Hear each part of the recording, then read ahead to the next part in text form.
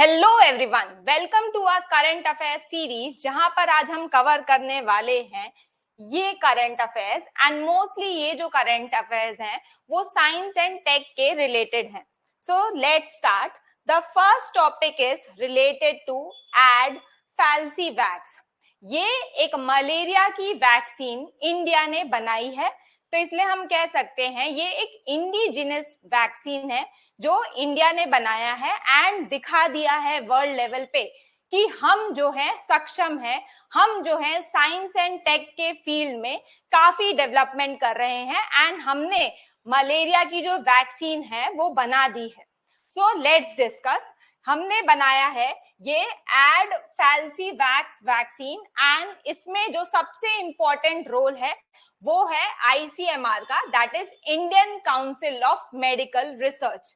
इन्होंने ये एक 2 स्टेज मलेरिया की वैक्सीन बनाई है, related to which plasmodium falciparum के लिए ये वैक्सीन जो है बनाई गई है। जनरली जो मलेरिया होता है वो लगभग 5 स्पीशीज जो होते हैं प्लाज्मोडियम के उससे होता है। फॉर एग्जाम्पल ये जो यहाँ पर लिखा है Plasmodium falciparum, next Plasmodium vivax, Plasmodium oval, Plasmodium malaria, ऐसे करके अलग अलग टाइप की स्पीशीज होती हैं।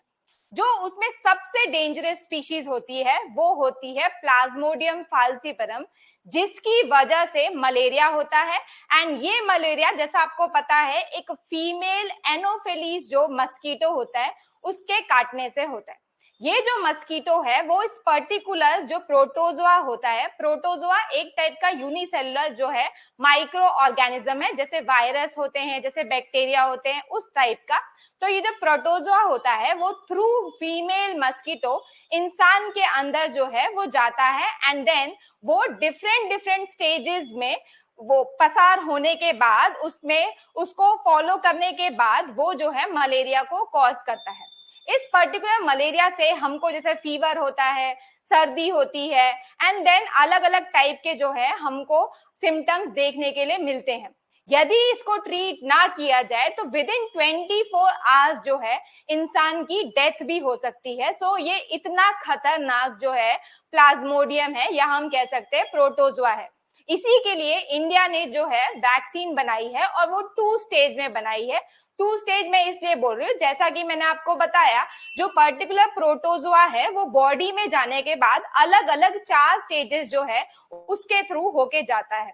उसमें जो 2 मोस्ट इंपॉर्टेंट स्टेज है वो एक है लिवर स्टेज और दूसरा स्टेज है वो एरिथ्रोसाइट स्टेज है। एरिथ्रोसाइट का मतलब होता है रेड ब्लड सेल्स जो हमारी बॉडी के अंदर होते हैं। तो उसके अंदर जाके ये एंटीजन जो है, ये जो पर्टिकुलर प्रोटोजोआ है वो जाके मलेरिया जो है उसको कॉज करता है। सबसे पहले हम बात करेंगे what is antigen and antibody. Antigen वो सब्सटेंस है जो जैसे ही बॉडी में जाता है इमीडिएटली हमारी जो बॉडी है उसके टुवर्ड्स एक इम्यून रिस्पॉन्स जो है वो शो करती है। जैसे एक एग्जांपल दूं, मान लो ये जो मलेरिया या कोई भी आप समझिए कोई भी बैक्टीरिया जो वायरस है वो एक टाइप का एंटीजन होता है और इमीडिएटली जैसे ही बॉडी में जाता है तो हमारी बॉडी एक इम्यून रिस्पॉन्स जो है वो क्रिएट करती है। फॉर एग्जाम्पल जैसे आपको जो है सडनली फीवर आ जाता है। फीवर इसलिए आता है क्योंकि आपकी बॉडी जो है उस पर्टिकुलर एंटीजन के टुवर्ड्स एंटीबॉडी बनाती है एंड वो जो है इस फीवर के थ्रू अपना एक इम्यून रिस्पॉन्स दिखाती है जिसमें वो जो वायरस या बैक्टीरिया हो वो सरवाइव नहीं कर पाए। तो जो सब्सटेंस हमारी बॉडी में जाता है जिसकी वजह से इम्यून रिस्पॉन्स क्रिएट होता है उसको बोला जाता है एंटीजन। एंड एंटीबॉडी का मतलब है वो प्रोटीन जो हमारी बॉडी बनाती है टुवर्ड्स द एंटीजन, उसको बोला जाता है एंटीबॉडीज।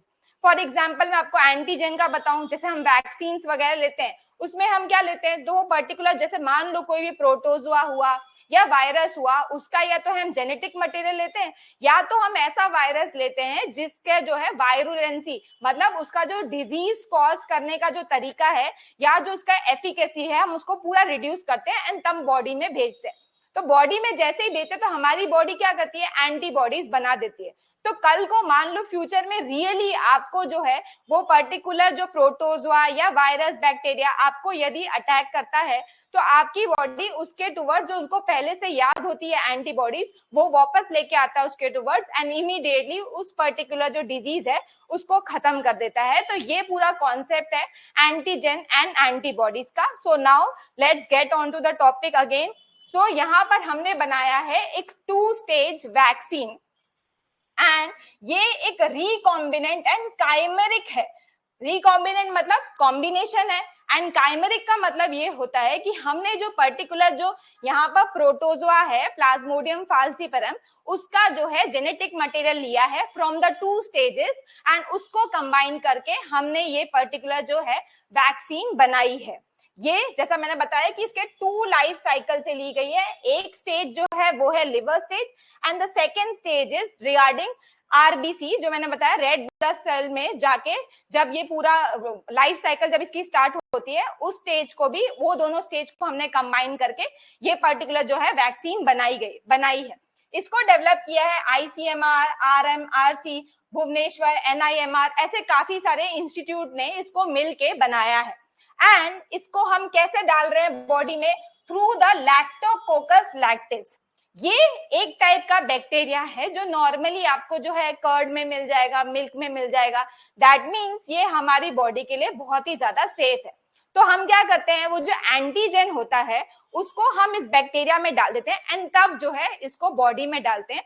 तो हम इसको कह सकते हैं ये एक वेक्टर की तरह काम करता है। वेक्टर मतलब वो चीज जो आपकी बॉडी में यदि हमको कुछ डालना है, यदि मान लो आपको कुछ लिखना है तो आप कैसे लिखोगे? Through ink. लेकिन वो इंक किस में डाली जाती है? एक पेन के अंदर।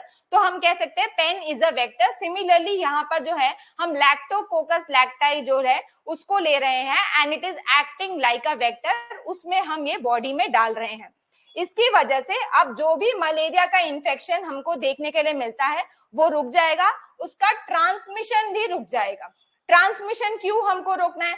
क्योंकि मलेरिया जो है एक कम्युनिकेबल डिजीज है, या हम बोल सकते हैं एक कॉन्टेजियस डिजीज है। मतलब वो एक इंसान से दूसरे इंसान के टूवर्ड्स जो है वो स्प्रेड होता है। इसके लिए उसको कंट्रोल में लाना, उसका ट्रांसमिशन रोकना बहुत ही ज्यादा जरूरी है। इसकी वजह से हमारी बॉडी में इम्यूनिटी मिलती है टूवर्ड्स दिस पर्टिकुलर, हम बोल सकते हैं प्रोटोजोआ के टूवर्ड्स हमारी बॉडी में इम्यूनिटी जो है वो आ जाती है। जैसा मैंने आपको बताया ये ड्यूअल स्टेज है, जो प्री एरिथ्रोसाइट जो मैंने आपको बोला लिवर में, एंड एरिथ्रोसाइट वाला जो स्टेज है जो हम बोल सकते हैं सेक्सुअल जो स्टेज है उसका, उस दोनों को जो है ये कंट्रोल कर सकता है। एंड ये जो वैक्सीन है इसकी स्टेबिलिटी बहुत अच्छी है। दैट मीन्स जो है आप इसको नॉर्मली, जैसे हमारे इंडिया का जैसे कैसा क्लाइमेट है, ट्रॉपिकल क्लाइमेट, वैसे हॉट एंड ह्यूमिड क्लाइमेट में भी आप इसको इजीली रख सकते हैं ओवर 9 मंथ्स। तो हम कह सकते हैं इसकी स्टेबिलिटी बहुत ही ज्यादा अच्छी है। ये एक ब्रॉडर इम्यून रिस्पॉन्स जो है हमारी बॉडी में क्रिएट करता है, जिसके वजह से हमको एक लॉन्ग टर्म जो है मलेरिया से प्रोटेक्शन मिलता है। द नेक्स्ट वन इज ये एक स्केलेबल प्रोडक्शन है, क्योंकि इसमें हम जो यूज कर रहे हैं लैक्टोकोकस लैक्टाई, तो वो जो है एक नॉर्मल बैक्टीरिया है एंड वो इजीली जो है इंडिया में हम या तो कहीं पर भी इजीली उसको प्रोड्यूस कर सकते हैं। इस वजह से ये जो वैक्सीन का जो प्रोडक्शन है वो भी काफी हद तक हम ज्यादा कर सकते हैं।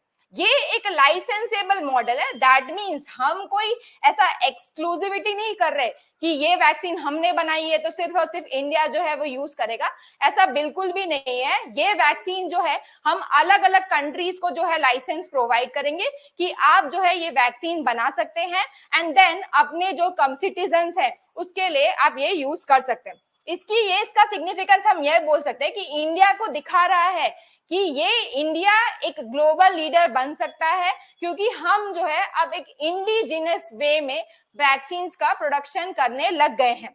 एंड इसकी वजह से जो हमारा मलेरिया का एलिमिनेट करने का जो हमारा प्लान है बाय द ईयर 2030, अब जो है हम उसको इजिली अचीव कर सकते हैं। And the last one is कि मलेरिया के रिलेटेड जो भी डेथ हो रही हैं वो अब कम हो जाएंगी। द नेक्स्ट वन इज मैं आपको बताना चाहूंगी रिगार्डिंग पीडी गुरुकुल। ये एक ऐसा इंस्टीट्यूट है जो आपको बोथ यूपीएससी एंड जीपीएससी दोनों की प्रिपरेशन कराता है। यहाँ पर हाल ही में हमने हमारे 2 branches that is Ahmedabad and Gandhinagar में अभी बैचेस स्टार्ट की हैं from the 10th of July. And Ahmedabad में जो बैच स्टार्ट हुई है for UPSC that is for the subject economics. जो हमने गांधीनगर में स्टार्ट की है वो किया है हमने फॉर एंशिएंट हिस्ट्री। एंड हमने जीपीएससी के लिए भी एक बैच स्टार्ट की है both in Gandhinagar and Ahmedabad. Ahmedabad में की है for ancient history and in Gandhinagar हमने किया है फॉर द मॉडर्न हिस्ट्री। यदि आपको कोई भी क्वेरी है तो आप इस दिए गए नंबर पे कॉल कर सकते हैं। यदि आपको कॉल नहीं करना है तो आप दिए गए कमेंट सेक्शन में एक फॉर्म को भर सकते हैं जिससे हमारे कोऑर्डिनेटर आपको डायरेक्टली कॉल करेंगे एंड आपकी जो भी क्वेरी है वो सॉल्व कर देंगे। यहाँ पर हम आपको प्रोवाइड करते हैं 3 फ्री डेमोज। आप आइए, देखिए, समझिए एंड उसके अकॉर्डिंग यदि आपको ज्वाइन करना है तो आप हमारा इंस्टीट्यूट ज्वाइन कर सकते हैं। The next topic is regarding Codex Alimentarius। ये क्या है?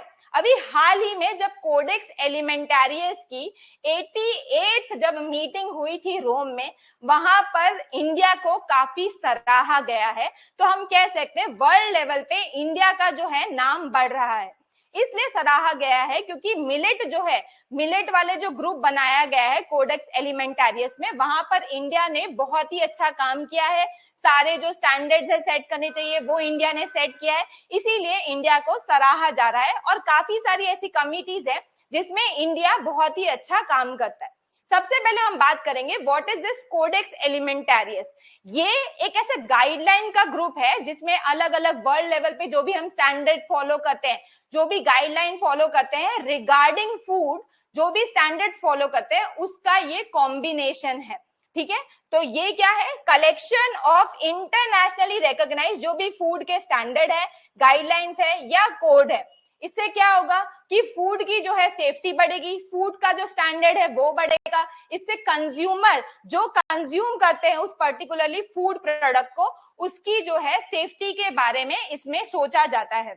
इसको बनाया गया है in the year 1963 by 2 that is FAO and WHO, that is हम बोल सकते हैं फूड ऑर्गेनाइजेशन, एंड WHO जो हेल्थ के लिए हम बोल सकते हैं एक ऑर्गेनाइजेशन हो। उन लोगों ने दोनों ने मिलके फूड का, इसलिए क्योंकि यहाँ पर जो है हम फूड के स्टैंडर्ड्स देख रहे हैं एंड कंज्यूमर की हेल्थ को भी इसमें देखा जा रहा है, इसलिए इसमें WHO का भी काम है। इसका मेन ऑब्जेक्टिव ये है कि कंज्यूमर का जो हेल्थ है वो बना रहे। अलग अलग जो कंट्रीज में जो भी वो लोग फूड के स्टैंडर्ड्स मेंटेन कर रहे हैं उसको इसके कोडेक्स एलिमेंटारियस के तहत वो लोग फॉलो करें। एंड इसकी वजह से कई जो कंट्रीज में ट्रेडिंग के वक्त WTO द्वारा जो ट्रेड हम बोल सकते हैं ट्रेड बैरिफ जो बैरियर्स लगते हैं, जैसे हम बोल सकते हैं non tariff barriers and tariff barriers. Tariff barriers का मतलब ये है कि यदि कोई वस्तु इंडिया में आ रही है तो उसका जो है टैरिफ बढ़ा दिया जाता है, जिसकी वजह से लोग जो है कम कंज्यूम करते हैं। And second is non tariff barrier, that is हम उसमें क्या करते हैं जो फूड प्रोडक्ट वगैरह होते हैं उसके स्टैंडर्ड्स को इतना हाई जो कर दिया जाता है, उसकी वजह से कई जो छोटी मोटी कंट्रीज है वो पर्टिकुलर प्रोडक्ट है उसको ट्रेड नहीं कर पाती हैं। एंड इस वजह से वो नॉन टैरिफ बैरियर जो है वो रिड्यूस हो जाए, ये एम है इस कोडेक्स एलिमेंटारियस का। इसके की फीचर्स ये हैं कि यहाँ पर साइंस बेस्ड जो है स्टैंडर्ड्स लिया गया है, दैट मीन्स टेस्टिंग वगैरह करके एक फाइनली नक्की किया गया है कि कौन सा जो स्टैंडर्ड है वो फॉलो किया जाएगा। इसमें हम जैसा मैंने बताया कि टैरिफ एंड जो नॉन टैरिफ बैरियर होते हैं वो WTO के द्वारा that is world trade organisation जो है उसके तहत लगाया जाता है। तो इसलिए हम कह सकते हैं इसका अलाइनमेंट जो है WTO के साथ है।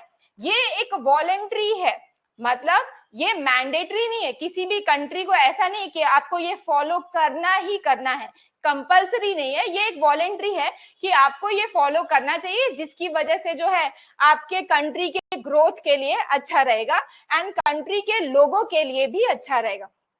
इसमें कॉम्प्रिहेंसिव कवरेज होता है, दैट मीन्स इसमें क्या क्या चीजें देखी जाती है, हाइजीन भी देखा जाता है, जो चीजें ऐड की जा रही है सपोज कलर वगैरह जो है उसके स्टैंडर्ड्स देखे जाते हैं, लेबलिंग प्रॉपर है कि नहीं, पेस्टिसाइड का उसमें कितना कंटेंट है, कितना उसमें कंटामिनेंट्स जो है वो ऐड हो रहे हैं, कितना उसका स्टैंडर्ड होना चाहिए, A to Z चीजें जो है वो कोडेक्स एलिमेंटारियस के तहत देखी जाती है। ये एक ट्रांसपेरेंट प्रोसेस है जिसमें अलग अलग कंट्रीज जो स्टैंडर्ड फॉलो करती हैं वो इनको बता सकती हैं।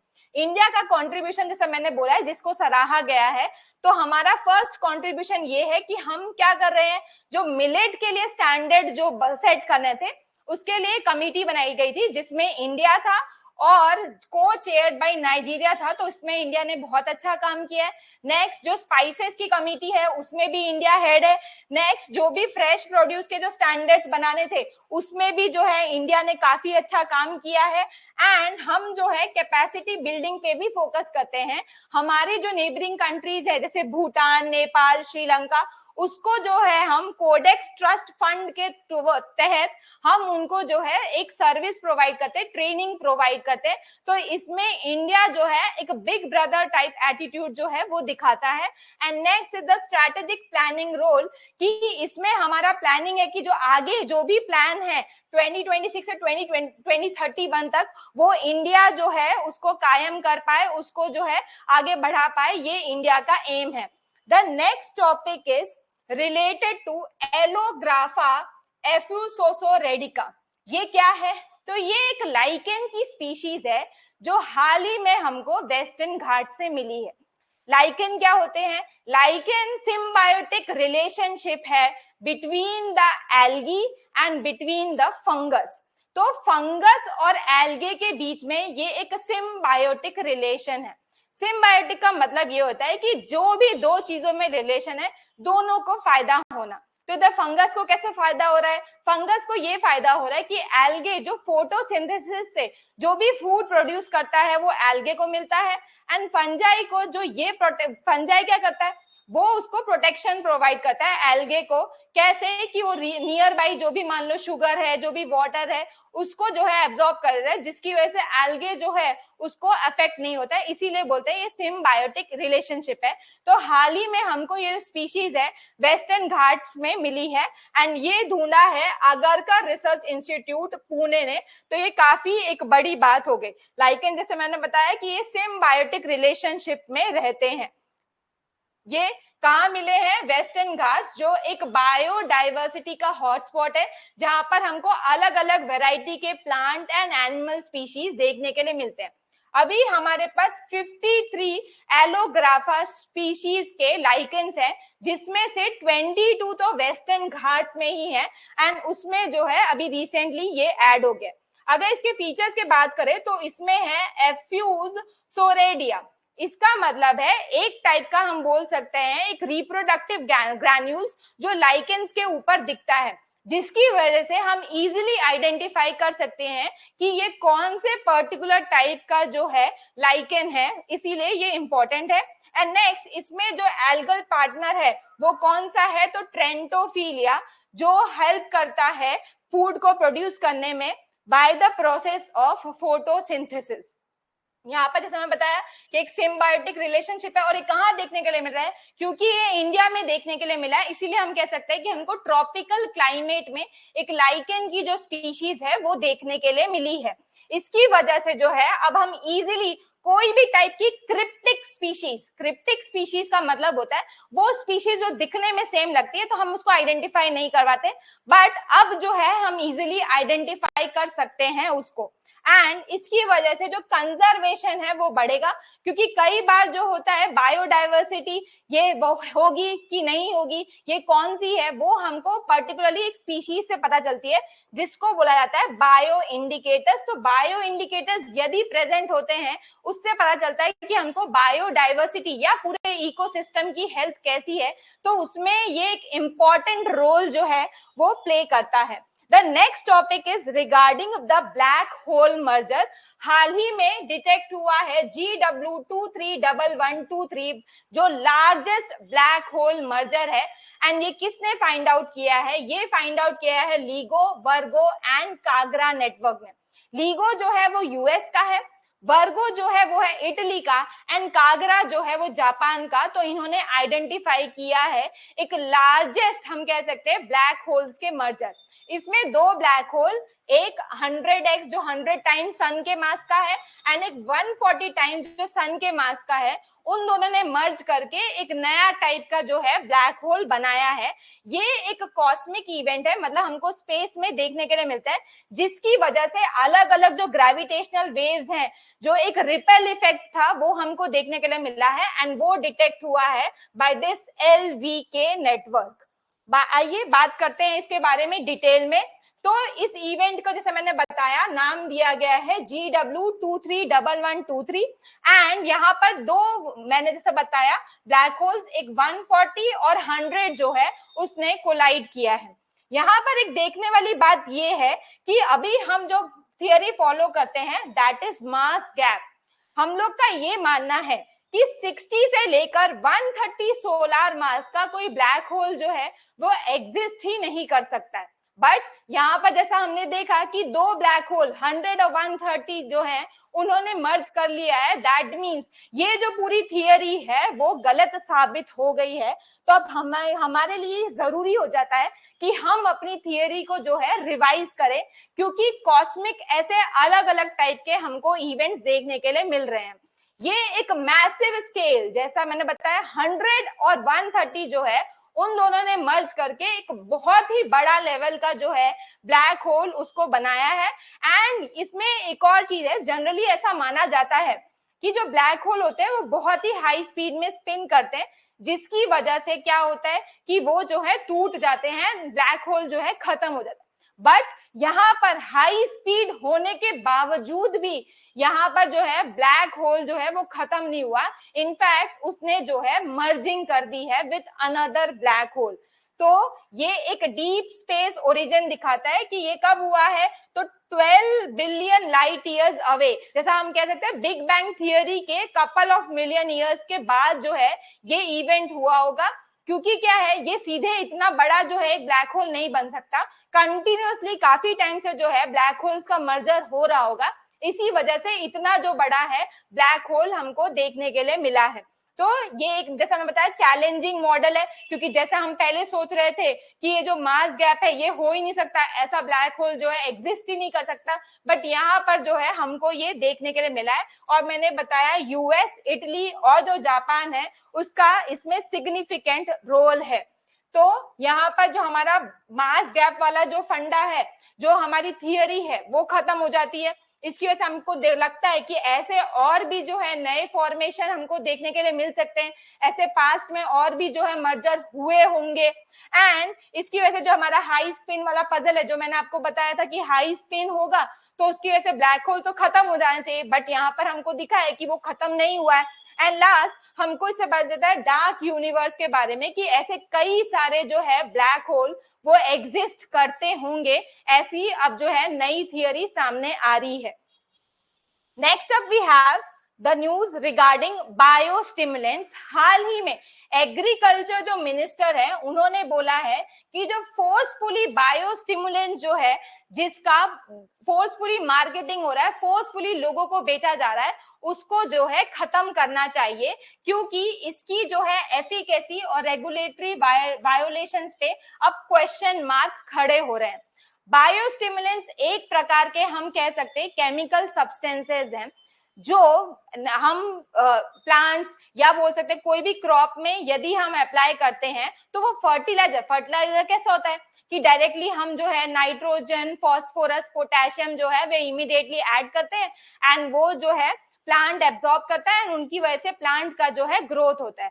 ये क्या करता है, ये चाहता है कि प्लांट में जो है नेचुरली ग्रोथ हो और प्लांट जो है नेचुरली सारे जो भी न्यूट्रिएंट्स है उसको पूरा लैंड से, पूरा सॉइल से एब्जॉर्ब कर सके, ऐसे टाइप के ये सब्सटेंसेस होते हैं बायोस्टिमुलेंट्स। बायो मतलब क्या हो गया, ये नेचुरल टाइप के एक सब्सटेंसेस है जो अलग अलग नेचुरल चीजों से बनाए गए होते हैं। अब इस पे एक क्वेश्चन मार्क उठ गया है, क्योंकि अभी क्या है, लोगों को जबरदस्ती ये बायोस्टिमुलेंट्स वो बेचा जा रहा था, बट एग्रीकल्चर मिनिस्टर ने देखा इसकी तो कोई भी प्रकार की एफिकेसी नहीं है और ये किसके अंडर बांटे जा रहे थे, under the fertiliser control order act. तो अब इस पे जो है रोक लगा दी गई है। पहले हम देख लेते हैं बायोस्टिमुलेंट्स की क्या डेफिनेशन है। तो वो सब्सटेंसेस है या वो माइक्रो ऑर्गेनिज्म है जब प्लांट्स या सॉइल पे लगाया जाता है, उससे न्यूट्रिएंट अपटेक जो मैंने बोला वो बढ़ जाएगा तो प्लांट की ग्रोथ बढ़ जाएगा, प्लांट का यील्ड जो है वो बढ़ जाएगा, प्लस स्ट्रेस के रिलेटेड जो भी रेजिस्टेंस होगा वो इजीली जो है वो प्लांट कर पाएगा।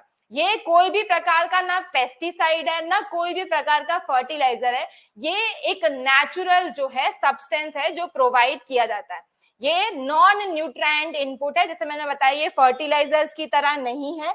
नेक्स्ट, ये जो है कोई भी टाइप का पेस्टिसाइड का कोई भी सब्स्टिट्यूट नहीं है, और हर एक क्रॉप पे डिफरेंट टाइप का बायोस्टिमुलेंट लगाना होता है, तो ये बहुत ही ज्यादा इंपॉर्टेंट बात है। अदरवाइज फर्टिलाइजर पेस्टिसाइड्स तो क्या होते हैं, आप जनरली किसी भी प्लांट में डाल सकते हैं, बट बायोस्टिमुलेंट्स का ऐसा नहीं है। यदि आप अनियन के लिए बना रहे हैं तो अनियन के लिए एक स्पेशल टाइप का बायोस्टिमुलेंट्स होगा, हर एक प्लांट के लिए जो है एक स्पेसिफिक टाइप का बायोस्टिमुलेंट होता है।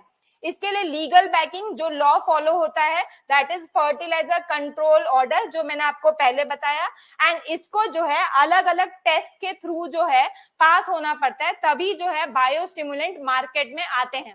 इसके लिए अलग अलग टेस्ट, जैसे बोले टॉक्सिसिटी के लिए टेस्ट होता है, नेक्स्ट जो है अलग अलग जो बर्ड्स एनिमल फिश उन पे ये टेस्ट होता है, तब देखा जाता है ये कहीं टॉक्सिक तो नहीं है, तभी इसको जो है मार्केट में लाया जाता है। और इसको अलग अलग इकोलॉजिकल जोन में भी अप्लाई किया जाता है कि उस जोन में ये कैसा काम करता है, उस जोन में कैसा काम करता है, तो सारा A to Z जो है इसका टेस्टिंग होता है एंड तभी ये जो है मार्केट में आता है। इसके लिए एक कमेटी भी बनाई गई थी इन द ईयर 2021 और ये आती थी अंडर द एग्रीकल्चर मिनिस्टर। इनका काम था सारा अप्रूवल देखना, सारा टेस्टिंग बराबर हो रहा है कि नहीं हो रहा है, A to Z चीजें देखने का काम इनका था।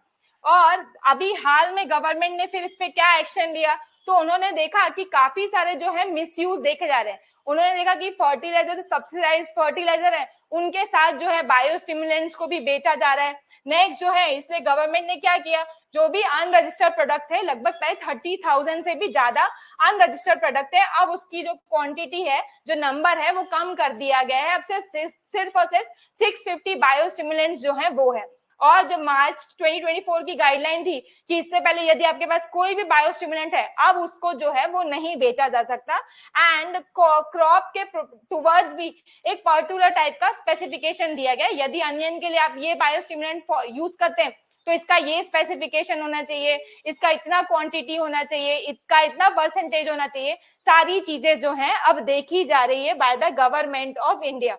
इसकी वजह से हम कह सकते हैं यदि हम इसको प्रॉपरली देखें, प्रॉपरली इसको रेगुलेट करें, तो इंडिया का बायोस्टिमुलेंट जो मार्केट है वो बहुत ही ज्यादा है। जैसा हम देख सकते हैं यहाँ पर लिखा है USD 410 मिलियन है बाय द ईयर 2025।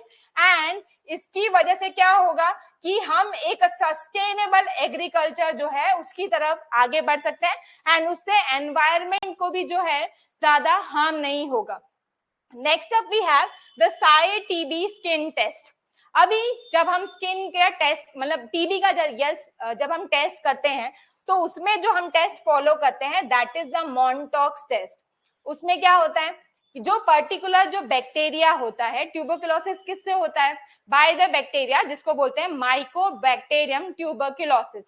तो उसका जो है एक पर्टिकुलर पार्ट जो है वो लिया जाता है एंड उसको जो है स्किन में डाला जाता है। यदि स्किन में यदि इन्फ्लामेशन मतलब सूजन देखने के लिए मिलती है तो उससे हमको पता चलता था कि टीबी है। बट इसकी वजह से क्या होता है, ये जो पर्टिकुलर जो रिजल्ट आता है कई बार फॉल्स भी होता है। क्यों? क्योंकि बचपन में या तो पहले लोगों को जो है टीबी की वैक्सीन दी गई होती है जिसको बोला जाता था BCG वैक्सीन, एंड उसको देने की वजह से भी कई बार जो है एक फॉल्स पॉजिटिव देखने के लिए हमको मिलता था। इस पर्टिकुलर फॉल्स पॉजिटिव से लड़ने के लिए अभी न्यू स्किन टेस्ट जो है केरला ने निकाला है which is known as the SAI-TB test. इसमें भी सेम वही प्रोसेस है, लेकिन इसमें जो है हम माइकोबैक्टीरियम ट्यूबरकुलोसिस जो है एग्जैक्ट वही ट्यूबरकुलोसिस लेते हैं। इसकी वजह से यदि कोई लेटेंट टीबी भी हो, लेटेंट टीबी जैसे यहाँ पर लिखा है लेटेंट टीबी, लेटेंट टीबी का मतलब क्या होता है, स्लीपिंग टीबी। जैसे मान लो कि टीबी आपको हुआ है बट उसके सिम्टम्स आपको देखने के लिए मिल रहे हैं, यदि आप एक्सरे करा रहे तो उसमें आपके चेस्ट में कोई इन्फेक्शन नहीं दिख रहा, ऐसे टीबी को बोला जाता है लेटेंट टीबी। तो ये क्या हो सकता है, आगे चल के फ्यूचर में एक एक्टिव टीबी भी बन सकता है। तो उसको भी टेस्ट करने के लिए ये जो साई टीबी टेस्ट है इसको यूज किया जा रहा है अब बाय द केरला। तो ये काफी एक बड़ी पहल है जो केरला मिनिस्ट्री ने ली है।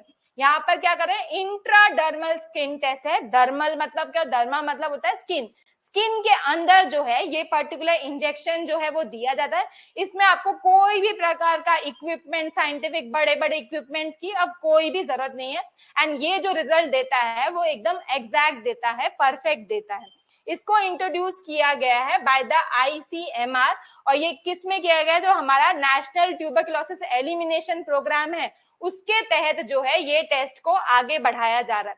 इसमें किसको टेस्ट किया जाता है, तो अडल्ट जो भी 18 प्लस अडल्ट हैं उनको टेस्ट किया जा रहा है। क्योंकि मान लो 18 प्लस अडल्ट हमको दिख रहे हो कि ये तो हेल्दी है, बट पॉसिबिलिटी है कि उनमें लेटेंट टीबी जो है वो हो सकता है। तो यहाँ पे क्या करते हैं, 0.1 ml सोल्यूशन लेते हैं हम ऑफ माइकोबैक्टीरियम ट्यूबरकुलोसिस, उसको डालते हैं स्किन में। स्किन में फिर देखते हैं यदि कोई सूजन आ गई है आफ्टर 48 to 72 आवर्स तो हमको पता चलता है ट्यूबरकुलोसिस है। यदि नहीं आता तो उससे पता चलता है हमको ट्यूबरकुलोसिस उस पर्टिकुलर पर्सन को नहीं है। तो जैसे मैंने बोला मॉन्टॉक्स की तरह ये कोई भी टाइप का, इसमें हमको ब्लड सैंपल की जरूरत नहीं है। कोई भी टाइप का क्रॉस रिएक्शन, जैसे मैंने बोला BCG वैक्सीन यदि पास्ट में दी गई तो उसकी वजह से भी कभी भी जो फॉल्स पॉजिटिव है वो हमको देखने को मिलता है। तो ये सारी जो प्रॉब्लम्स है इस पे खत्म हो गई। अब हम जो है इस पे रिलायबल हो सकते हैं, इसके ऊपर जो है पूरी तरीके से हम इस पे बिलीव कर सकते हैं। इसकी वजह से जो भी हमका टीबी के रिलेटेड जो भी प्रॉब्लम्स है, जो भी फॉल्स पॉजिटिव दिखता है वो सारी प्रॉब्लम्स जो है अब सॉल्व हो गई है। इसका शेल्फ लाइफ भी अच्छा है कि उसमें जो एक पर्टिकुलर डोज में मल्टी डोजेज है, मतलब क्या है 10 अलग अलग टाइप के डोज है और उसको हम 10 अलग अलग लोगों पे टेस्ट करते हैं और उसको काफी अच्छे दिन के लिए मतलब 28 डेज तक के लिए हम इजिली जो है उसको एक जगह पे जो है रख सकते हैं। इसकी वजह से उसमें कोई भी प्रॉब्लम नहीं आएगी, कोई भी खराबी नहीं आएगी। दैट मीन्स वो स्टेबल है। एंड इसके ऊपर जो कोई भी लॉजिस्टिक जो स्पेशल टाइप की रिक्वायरमेंट थी कि आपको जो है इसको इतने टेम्परेचर पे रखना है, इतने टेम्परेचर पे रखना है, कई ज्यादा जो स्पेसिफिकेशन जो फॉलो करने पड़ते थे अब वो सब चीजें जो है फॉलो नहीं करनी पड़ रही है। इसकी वजह से हमें इसको जो है फास्ट रिजल्ट मिल जाता है with in 2 to 3 days. And इसका कोई भी एडवर्स रिएक्शन नहीं है, मतलब इसके कोई भी प्रकार के साइड इफेक्ट्स नहीं है। तो यदि कोई ये टेस्ट करा रहा है तो उसकी वजह से ऐसा नहीं होगा कि टीबी जो है वो होने के उनको चांसेस हो जाएंगे। तो ऐसी कोई भी टाइप की समस्या, कोई भी टाइप की जो प्रॉब्लम है हमको देखने के लिए नहीं मिलेगी। That's all for today. Thank you for watching our series. Thank you so much.